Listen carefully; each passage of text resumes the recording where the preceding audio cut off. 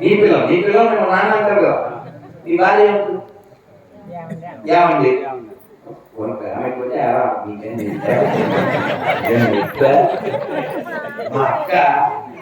మా అక్క భావన పట్టుకుని భావ అనేది నా కోపం వచ్చింది. తెలియకుండా భావన పట్టుకుని ఎవరైనా పిలవాలి అని తెలియకపోయాడు. ఇప్పుడు ఆ చదువు కాదు భావన అనుకున్నా ఏమంటారు ఆ ప్రేమ నావయ్య అని చెప్తారు కదా. విషయం ఏంటంటే ఈ ఒక్కడేదండి, ఈ ఒక్కడేగా. వాళ్ళ ఫ్రెండ్స్ ఏరా అంటారు, వాళ్ళ పిల్లలు నాన్న అంటారు, వాళ్ళ ఆవిడని ఆవిడ అంటారు, వాళ్ళ అమ్మేమో బాబు అంటారు. ఒకడేగా అవునా? దీన్నే రామదాస్ గారు చెప్పారు, తల్లివి నీవేమా తండ్రివి నీవేమా దాతవు నీవేమా భ్రాత రామ ప్రభో పాహి రామ ప్రభో పాహి రామ ప్రభో పాహి భద్రాద్రివై దేహి రామ ప్రభో.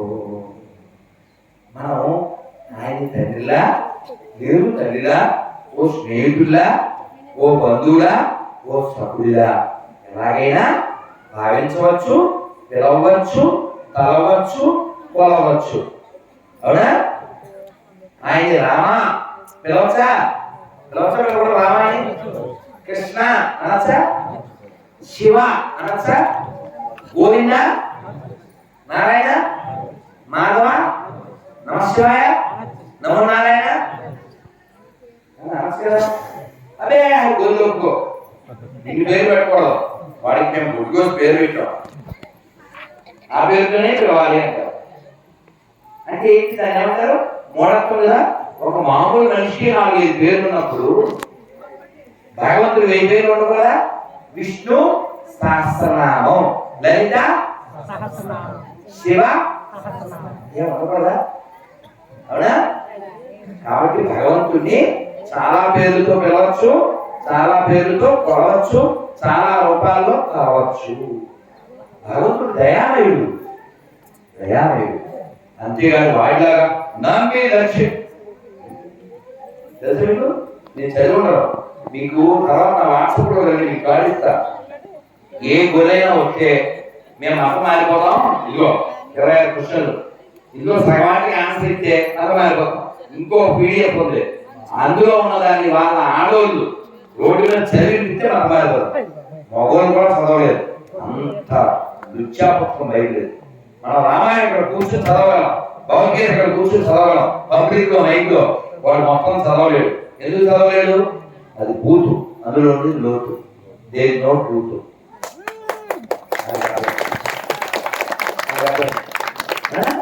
అందుకని మీరు అడగండి, మన దగ్గర ఏం చేయడం ఉంటే అయిపోదామా. మనకి అమ్మ అంటే సీతమ్మ మాయమ్మ, శ్రీరాముడు మాకు తండ్రి. అమ్మ సీతమ్మ గుర్తొస్తే డొక్కా సీతమ్మ గుర్తొస్తుంది. అవునా? మనకి ఓ మంచి అన్నయ్య రాముడు గుర్తొస్తాడు, ఓ మంచి రాముడు లక్ష్మణుడు గుర్తొస్తాడు. ఇద్దరు కావటాలు గురించి ఏం పేరు పెడతారు? రామలక్ష్మణుడు. ఇప్పటికీ బయట మాస్టర్స్ ఉన్నారా? రామలక్ష్మణుడు. వాళ్ళు అడిగారట, నన్ను ఇంటర్వ్యూ చేసిన వాళ్ళు ఇంటర్వ్యూ చేస్తే ఆయన ఓన్లీ గొర్రెల్ని వేసుకుంటాడని అనుకున్నామండి, బోర్డు సబ్జెక్ట్ ఆయన దగ్గర మాకు తెల్లలేదు అని ఆయనతో అన్నారట.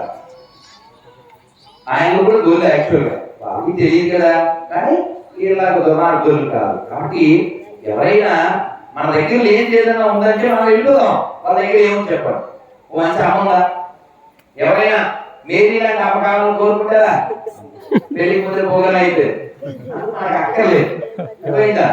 అలాగే పోనీ పోనీ అమ్మ చేద్దాం, మంచి ఫ్యామిలీ ఉందా? మంచి అన్నయ్య తమ్ముడు ఉన్నారా నా దగ్గర? పోనీ మీకు వద్దే అన్నం ఉందా నా దగ్గర? మీరు ఎప్పుడు నా యోగా మీద అడగొట్టండి. నాది వీడియో 7 ఏళ్ళ చేసాం. ఏమేం తినాలి, ఏ జంతువులు తినాలి, ఏ పక్షులు తినాలి, ఏ చేపలు ఇంతే.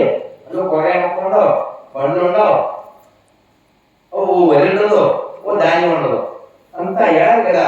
ఎడాలి ఏముండదు, ఇసుక ఇసుక చూసుకోనే ఏముండదు, అంతే. వాళ్ళ దగ్గర ఉండవు. అందుకని వాళ్ళ దగ్గర అమ్మ లేదు, అన్నం లేదు. పోనీ స్నానం ఉందా? తెలుసా? స్నానం లేదా? పోనీ చివరికి అంతే బాగుంది కానీ కలుపుకోవడం లేదు. కాగితాలు వాడతారు తెలుసు మీకు? కాగితాలు వాడతారు, వాళ్ళు బుక్ కూడా పలచగా వాడతారు తెలుసు కదా మీకు?